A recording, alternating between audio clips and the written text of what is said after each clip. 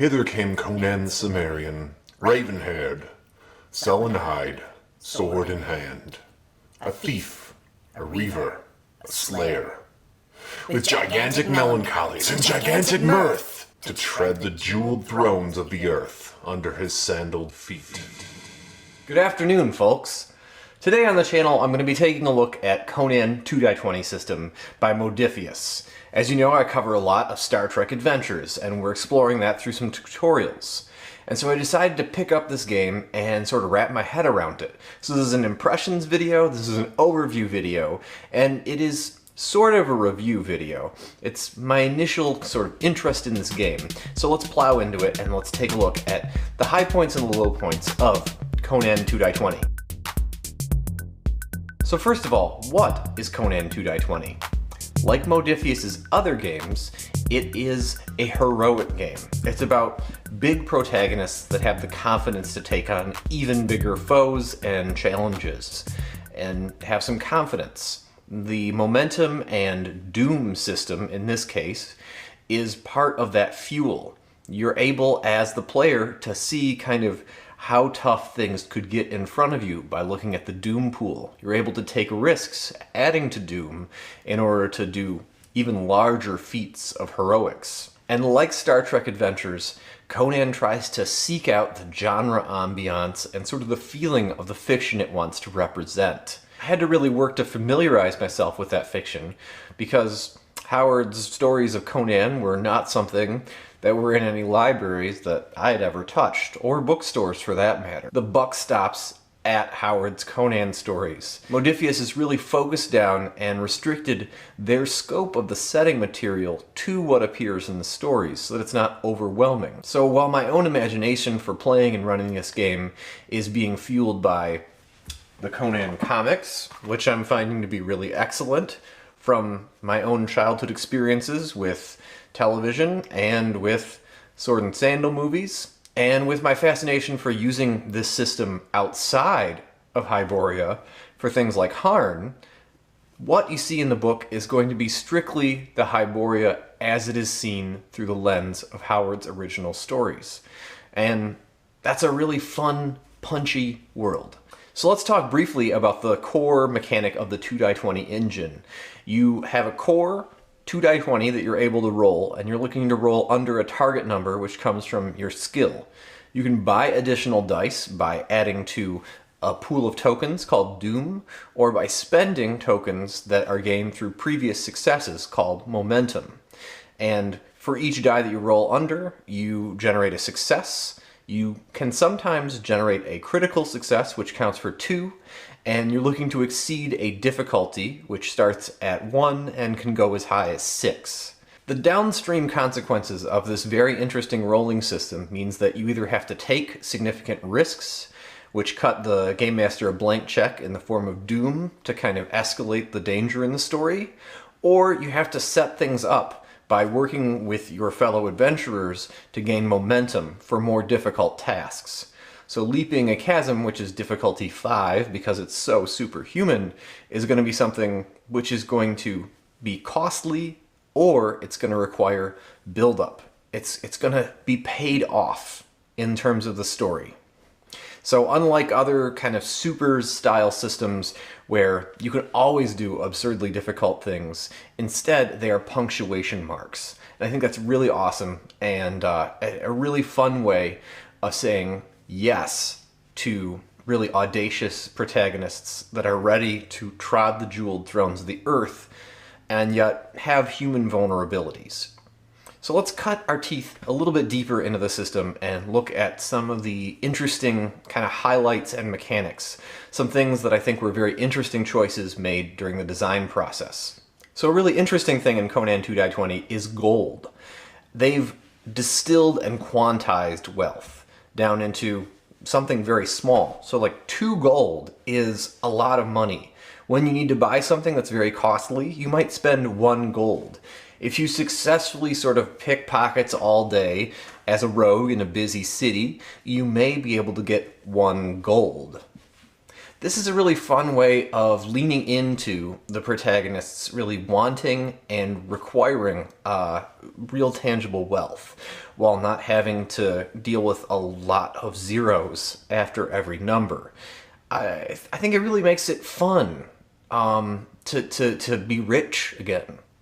Somehow having these 4 gold in my hand feels more meaningful and carries greater weight than having 40 gold in my hand. But I think it really comes off very well. The next thing in the system that I think really shines is ammunition. You don't run out of ammunition unless you choose to. You can spend your arrows to sort of buy extra success. You can shower the opponents with your quiver, and that's where it comes into play. That you want more arrows because you may want to use them, but you can also be judicious.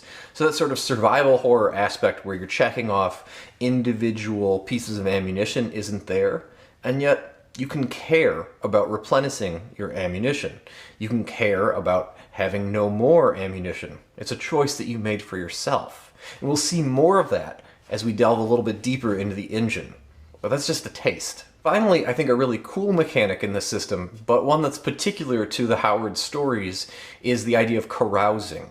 It's creating the connective tissue that makes one Conan story connect to another. Conan, of course, takes some time off. He's successful and victorious numerous times across his career, and he likes to party. And these roles and these rules that sort of allow you to connect the downtime between adventures can inform in medias res starts to an adventure when you sit down the next time. And like Star Trek Adventures, I think it's entirely possible to have a very satisfying experience, a whole satisfying adventure in one session because of how fast and furious this system is. Which brings us into the combat system. It's something that's kind of brought on a lot of conversation as far as whether it's complicated and if it's more complicated than 5th edition D&D or other similar medium weight systems. And I'll give you my take on it right now.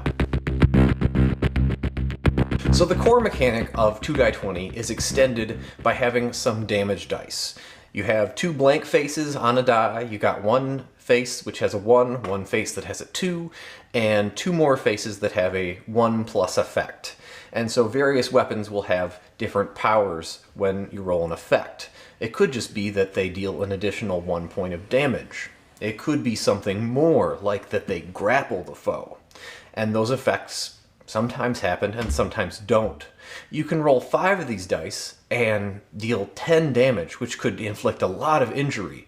Or you could roll 5 of these dice and inflict 0 damage, which, unless you spend momentum to reroll, a whiff, if you will. The system here is a little bit more advanced in terms of damage and hit locations, and that's where maybe people sort of start to raise their eyebrows at whether this is manageable.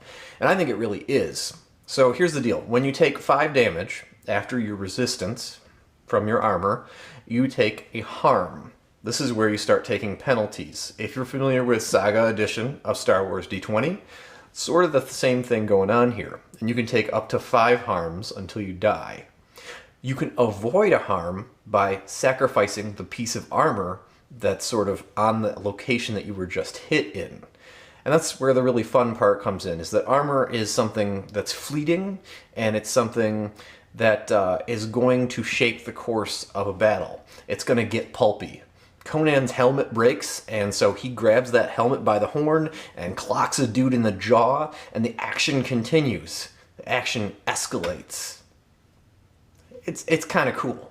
So one of the things that really lends itself to this is the swift task and dual wield mechanic. If you are holding 2 weapons, then you can sort of try and gamble to keep the momentum flowing. You can spend momentum to take 2 actions in a turn, and it's pretty cheap if you choose to beat your chest, or if you choose to, swing 2 swords at once.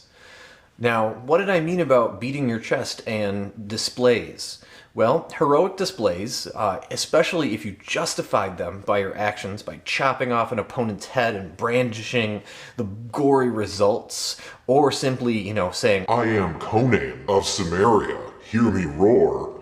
given that you've earned enough reputation, you have the renown for people to be scared, that can cause mental damage, which is stress and traumas. If you inflict 5 stress on someone, they take a trauma, which is just the same as a harm. You can get someone out of the fight, they can be permanently shell-shocked if they take too many of these traumas, in the same way that harms will kill a character.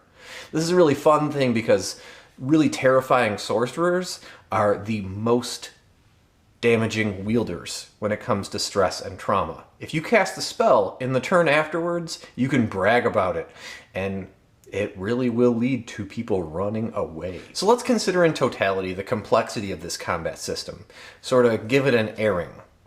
The combat momentum spends, there's a fairly long list, maybe 6 or 8, are something that is always going to be a choice there for you, especially after you've rolled. Do you want to make it a more lethal or less lethal attack? Do you want to, choose a location, which you can choose, I think, after you've inflicted a hit?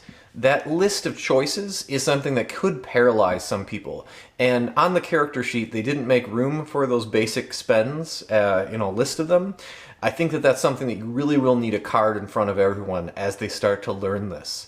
But the speed of play is really actually a lot faster. I invite you to go look at your humble game master Lee's channel or Lewis's Riotous GM. They both have actual plays of Conan 2-20 on their channels. Because there's no arithmetic in the attacks, because you don't roll and add, there's just so much time saved. It used to be in a lot of D20 games that you have to roll a D20 and then add.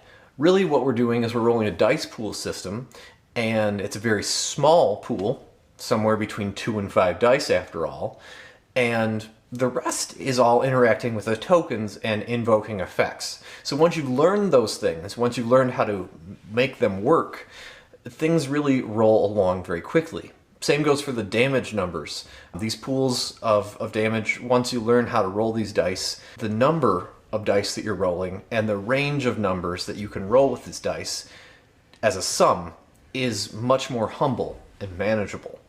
Another thing that keeps things simple is that there's no initiative system. The good guys go first unless the game master spends doom to make the bad guys go first.